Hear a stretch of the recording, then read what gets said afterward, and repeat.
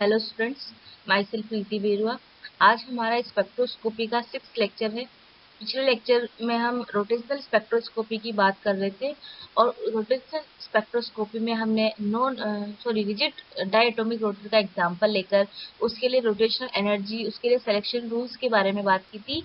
आज हम non rigid diatomic rotor का एग्जांपल लेकर उसके लिए रोटेशनल एनर्जी कैसे निकाली जाती है, उसके लिए सिलेक्शन रूल्स क्या क्या है या आइसोटोपिक इफेक्ट क्या है, उसके बारे में बात करेंगे। Qualitative description of non rigid rotor. पिछले लेक्चर में जब हमने रिजिड रोटर डायटोमिक मॉलिक्यूल का एग्जांपल लिया था, तब हमने ये माना था कि जो मॉलिक्यूल है वो पूरी तरह से रिजिड है, लेकिन बाद में ये पता चला कि जो मॉलिक्यूल है उसमें रोटेशन होता है, तो रोटेशन होने के कारण उसमें वाइब्रेशन भी होता है। वाइब्रेशन होने के कारण जो डायटोमिक मॉलिक्यूल के एटम्स के बीच में जो बॉन्ड है वो क्या होगा, रिजिड ना होकर क्या होगा, इलास्टिक होगा। तो बॉन्ड में इलास्टिसिटी की जो प्रॉपर्टी है उसके कारण उसकी जो वाइब्रेशन एनर्जी है वो भी होगी। उसके अलावा जो उसकी रेडियाई है और जो उसकी रोटेशनल कांस्टेंट है उसकी जो वैल्यू है वो वेरी होगी, मतलब एक जैसी ना होकर क्या होगी, हो जाएगी, चेंज हो जाएगी। तो मॉलिक्यूल को नॉन रिजिड मानकर जब हम उसके लिए श्रोडिंगर वेव इक्वेशन को सोल्व करेंगे तो हमें निम्न जो रिएक्शन है वो प्राप्त होगी। जब हम नॉन रिजिड डायटोमिक मॉलिक्यूल के लिए श्रोडिंगर वेव इक्वेशन को सोल्व करेंगे तो हमें एनर्जी की क्या वैल्यू प्राप्त होगी, E J equals to H square upon 8 pi square capital I J plus 1 minus D H J square J plus 1 का होल स्क्वायर सेंटीमीटर इनवर्स। मान लो इसे हम इक्वेशन 30 का नाम देते हैं, तो यहाँ पर स्मॉल ई जे क्या है, capital E J equals to H C. तो हमने क्या करा, ईजे का मान निकालने के लिए यहाँ पर मतलब स्मॉल ईजे का मान निकालने के लिए जो इक्वेशन 30 है उसकी वैल्यू हमने इसमें रख दी। तो H square upon 8 pi square I J plus 1 minus D H J square J plus 1 का होल स्क्वायर सेंटीमीटर इनवर्स। तो जब हम ईजे की जगह 30 इक्वेशन नंबर 30 की वैल्यू रखेंगे तो हमें इक्वेशन 31 प्राप्त हो जाएगी।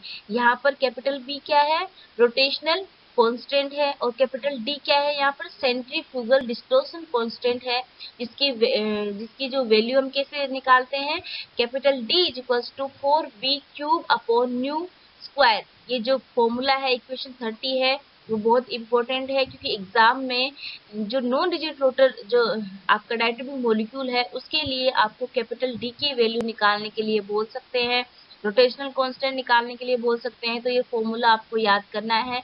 यहाँ पर न्यू क्या है, वाइब्रेशनल फ्रिक्वेंसी है। वाइब्रेशनल फ्रिक्वेंसी जितनी ज्यादा लार्ज होगी, जो रोटेशनल कांस्टेंट है वो क्या होगा, उतना ही कम होगा, क्योंकि ये एक दूसरे के डायरेक्टली इनवर्सली प्रोपोर्शनल होता है। तो किसी भी डाई एटॉमिक मॉलिक्यूल के लिए जो नॉन सिलेक्शन रूल है वो रिजिड रोटर की जैसा ही है, डेल जे इक्वल्स टू प्लस माइनस 1। हमने पिछले रिजिड रोटर के लिए भी यही सिलेक्शन रूल पढ़ा था। तो इन दोनों के लिए जो सिलेक्शन रूल है वो क्या है, सेम है। तो आप लोगों को जो non rigid rotor diatomic molecule है उसके लिए कैपिटल डी जो सेंट्रीफ्यूगल डिस्टॉर्शन कांस्टेंट है उसका फॉर्मूला याद करना है, क्योंकि इसकी वैल्यू आपको एग्जाम में निकालने के लिए दे सकते हैं। नॉन रिजिड डायटोमिक मॉलिक्यूल के लिए हमने सिलेक्शन रूल देखा। सिलेक्शन रूल क्या था, डेल जे इक्वल्स टू प्लस माइनस 1। जो रिजिड रोटर के लिए भी यही था। अब जब हमने सिलेक्शन रूल पता चल गया तो हम किसी भी नॉन रिजिड डायटोमिक मॉलिक्यूल के लिए जो रोटेशनल स्पेक्ट्रल लाइन है वो कैलकुलेट कर सकते हैं। तो उसके according del E J plus 1 is equals to E J plus 1 minus E J. अब यहाँ पर आप लोग जो ई जे की ई जे प्लस 1 की जो वैल्यू है वो रख दोगे तो आपको इक्वेशन 34 प्राप्त हो जाएगी, 2b J plus 1 minus 4d J plus 1 का होल क्यूब सेंटीमीटर इनवर्स। अब इस इक्वेशन के लिए आप लोग जो नॉन रिजिड डायटोमिक मॉलिक्यूल है उसके लिए वेव नंबर, मतलब किसी भी ट्रांजिशन के लिए, मतलब जे से जे प्लस 1 में किसी भी ट्रांजिशन के लिए आप लोग क्या कैलकुलेट कर सकते हो, वेव नंबर कैलकुलेट कर सकते हो। कैसे कैलकुलेट करोगे, nu bar J plus 1 equals to 2b J plus 1 minus 4d J plus 1 का क्यूब सेंटीमीटर इनवर्स।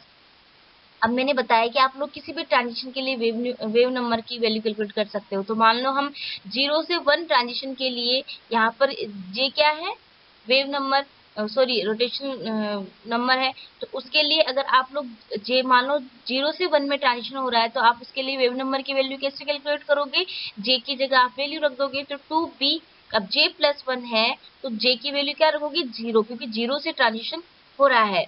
-4d, अब यहाँ पर किस में ट्रांजिशन हो रहा है? 1 में हो रहा है, तो आप लोग इसकी वैल्यू 1 रख दोगे, तो 2b - 4d सेंटीमीटर इनवर्स आपकी वैल्यू आ जाएगी। उसी प्रकार मान लो आपको 1 से 2 में ट्रांजिशन के लिए वेव नंबर की वैल्यू चाहिए, तो 2b। अब यहाँ पर j की जगह आप क्या रखोगे? 1, क्योंकि 1 से ट्रांजिशन हो रहा है 2 में, तो 1 रख दोगे। -4d, अब यहाँ पे आप लोग किस में ट्रांजिशन हो रहा है? 2 में, तो या तो 1 + 1 लिख दो, या 2b डायरेक्ट 2b लिख सकते हो, तो उसका होल क्यूब। तो आपको इक्वेशन क्या प्राप्त होगी? 4b - 32d centimetre inverse.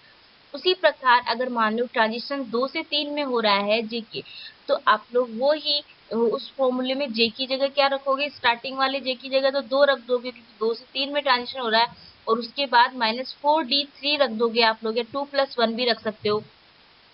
क्या इक्वेशन प्राप्त होगी आपको? 6b - 108d centimetre inverse. उसी प्रकार आप 3 से 4 के लिए ट्रांजिशन के लिए भी आप वेव नंबर की वैल्यू निकाल सकते हो। और ये ट्रांजिशन किस में हो रहा है? रोटेशनल लेवल्स में ट्रांजिशन हो रहा है, मतलब मान लो 0 रोटेशन लेवल से 1 रोटेशन लेवल में ट्रांजिशन हो रहा है, तो क्या इक्वेशन प्राप्त होगी? 2b - 4d। उसी प्रकार आप किसी भी ट्रांजिशन के लिए रोटेशनल एनर्जी लेवल में किसी भी ट्रांजिशन के लिए आप लोग क्या कैलकुलेट कर सकते हो? वेव नंबर की वैल्यू को कैलकुलेट कर सकते हो।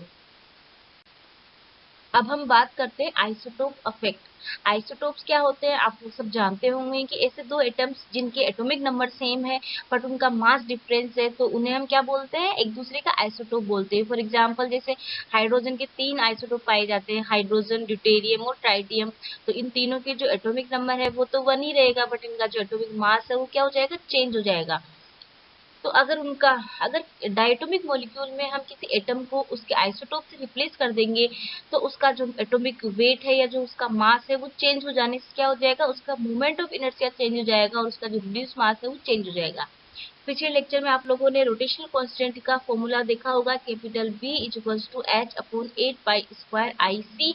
अब कैपिटल I क्या है यहाँ पर? Moment of inertia. अब कैपिटल I की वैल्यू रखेंगे हम, μr² होती है, तो इक्वेशन क्या प्राप्त होगी हमें? h/8π² μr²c। अब आप लोग यहाँ देख रहे होंगे कि जो रोटेशनल कांस्टेंट है वो मोमेंट ऑफ इनर्शिया और जो रिड्यूस मास है उसके इनवर्सली प्रोपोर्शनल होता है। मतलब अगर हम रिड्यूस मास की वैल्यू बढ़ाएंगे या मोमेंट ऑफ इनर्शिया की वैल्यू बढ़ाएंगे, तो जो उसका रोटेशनल कांस्टेंट है वो क्या हो जाएगा? कम हो जाएगा। रोटेशनल कांस्टेंट की वैल्यू कम हो जाएगी, तो जो उनके रोटेशनल एनर्जी लेवल्स है उनके बीच का जो गैप है वो क्या होगा? कम हो जाएगा। अब इसे हम एग्जाम्पल के रूप में समझते हैं। आप लोगों को पता होगा कि जो कार्बन के भी 2 आइसोटोप्स पाए जाते हैं, कार्बन 12 और कार्बन 13। तो मान लो कोई डायटोमिक मॉलिक्यूल है कार्बन मोनोऑक्साइड। अब कार्बन मोनोऑक्साइड में हम जो कार्बन 12 है उसको किससे रिप्लेस कर रहे हैं? कार्बन 13 से। जब कार्बन 12 होता है कार्बन मोनोऑक्साइड डायटोमिक मॉलिक्यूल में, तो जो उसकी फ्रिक्वेंसी की वैल्यू आती है, वेव नंबर की वैल्यू आती है, वो कितनी आती है? 3.842, और उसके लिए रोटेशनल कांस्टेंट की वैल्यू क्या है? 1.921 सेंटीमीटर इनवर्स। लेकिन जैसे ही हम कार्बन को कार्बन 13 से रिप्लेस करेंगे, तो उसके लिए जो फ्रिक्वेंसी की वैल्यू है वो कितनी आएगी? 3.673, एंड रोटेशनल कांस्टेंट की वैल्यू क्या है? 1.836 सेंटीमीटर इनवर्स। अब आप लोग देख रहे होंगे कि जैसे ही कार्बन मोनोऑक्साइड में कार्बन 12 को कार्बन 13 से जब हमने रिप्लेस करा, तो उसके रोटेशनल कांस्टेंट की वैल्यू डिक्रीज हो गई, कम हो गई। कम क्यों हो गई? क्योंकि जो कार्बन 13 है उसका जो मास है, एटॉमिक मास है, वो ज्यादा है। तो जो एटॉमिक मास होता है, रिड्यूस मास होता है, वो इसके रोटेशनल कांस्टेंट के इनवर्सली प्रोपोर्शनल होता है। तो इस वजह से इसकी रोटेशनल कांस्टेंट की जो वैल्यू है वो क्या हो जाएगी? कम हो जाएगी। अब हम बात करते हैं वाइब्रेशनल स्पेक्ट्रा। हमने रोटेशनल स्पेक्ट्रा के बारे में बात कर ली। रोटेशनल स्पेक्ट्रा के अंदर हमने नो डिजिट डायटोमिक मॉलिक्यूल का एग्जांपल लिया, रिजिड रोटर का एग्जांपल लिया। उनके लिए हमने रोटेशनल एनर्जी निकाली, कांस्टेंट रोटेशनल कांस्टेंट की वैल्यू निकाली। उसके लिए हमने सिलेक्शन रूल्स देखे, आइसोटोप इफेक्ट देखा। अब जो नेक्स्ट स्पेक्ट्रा है वो कौन सा है? वाइब्रेशनल स्पेक्ट्रा या वाइब्रेशनल स्पेक्ट्रोस्कोपी के बारे में बात करते हैं। क्योंकि आप लोगों ने जो फर्स्ट वीडियो था था उसमें देखा होगा कि जो वाइब्रेशनल एनर्जी होती है वो रोटेशनल एनर्जी से ज्यादा होती है। तो जब रोटेशनल एनर्जी से ज्यादा एनर्जी किसी मॉलिक्यूल को देंगे हम, तो मॉलिक्यूल में क्या होगा, वाइब्रेशन स्टार्ट हो जाएगा, मतलब वाइब्रेशन उत्पन्न हो जाएगा। तो उससे जो हमें स्पेक्ट्रा प्राप्त होगा उसे हम क्या बोलते हैं, वाइब्रेशनल रोटेशनल स्पेक्ट्रम। क्योंकि जब मॉलिक्यूल को हम रोटेशनल एनर्जी से ज्यादा एनर्जी देंगे तो उसमें वाइब्रेशन तो होगा ही होगा, उसके साथ उसके अंदर रोटेशन भी होगा। तो इस टाइप का जो स्पेक्ट्रा है उसे क्या बोलेंगे हम, वाइब्रेशनल रोटेशनल स्पेक्ट्रा बोलेंगे। और जो वाइब्रेशनल एनर्जी होती है वो भी क्या होती है, क्वांटाइज्ड होती है। रोटेशनल एनर्जी भी क्वांटाइज्ड होती है। नॉन क्वांटाइज्ड एनर्जी कौन सी होती है, ट्रांसलेशनल एनर्जी होती है। तो जब वाइब्रेशन ट्रांजिशन के लिए जो एनर्जी है वो कौन से रीजन से बिलोंग करती है, इंफ्रारेड रीजन से बिलोंग करती है। तो इस प्रकार हम जो इस स्पेक्ट्रोस्कोपी को क्या बोलते हैं, इंफ्रारेड स्पेक्ट्रोस्कोपी भी बोलते हैं या वाइब्रेशनल रोटेशनल स्पेक्ट्रोस्कोपी भी बोलते हैं। अब इंफ्रारेड स्पेक्ट्रोस्कोपी क्या होती है, आपने जब इलेक्ट्रोमैग्नेटिक रेडिएशन के जो रीजन देखे थे तब उसमें इंफ्रारेड रीजन भी देखा होगा। इसकी जो रेंज होती है वो क्या होती है, 0.8 म्यू से लेकर 200 म्यू तक इसकी जो रेंज होती है वो होती है। इस रेंज से जो स्पेक्ट्रा प्राप्त होगा इस एनर्जी से उसे हम इंफ्रारेड स्पेक्ट्रा बोलते हैं। अब ये जो रीजन होता है इंफ्रारेड रीजन वो 3 पार्ट्स में डिवाइड होता है। मैंने आप लोगों को बताया कि जो इंफ्रारेड रीजन होता है वो 3 पार्ट्स में डिवाइड होता है। फर्स्ट पार्ट क्या है, नियर इंफ्रारेड, इसकी जो वेवलेंथ होती है 0.08 म्यू से लेके 2.5 म्यू तक हो सकती है, और उसकी जो वेव नंबर या इसकी फ्रिक्वेंसी जो होती है वो 12,500 से लेके कितनी होती है, 4,000 तक। उसके बाद जो सेकेंड पार्ट है वो क्या है, ऑर्डिनरी इंफ्रारेड, इसकी जो वेवलेंथ होती है वो 2 म्यू से लेकर के 15 म्यू तक हो सकती है, और इसकी जो वेव नंबर होगी वो 4,000 से लेकर 666 सेंटीमीटर इनवर्स हो सकती है। जो थर्ड पार्ट है वो क्या है, फार इंफ्रारेड, इसकी जो वेवलेंथ की वैल्यू है 15 म्यू से लेकर 200 म्यू तक होती है, और जो इसकी वेव नंबर है वो 666 से लेकर कितनी होती है, 50 तक होती है।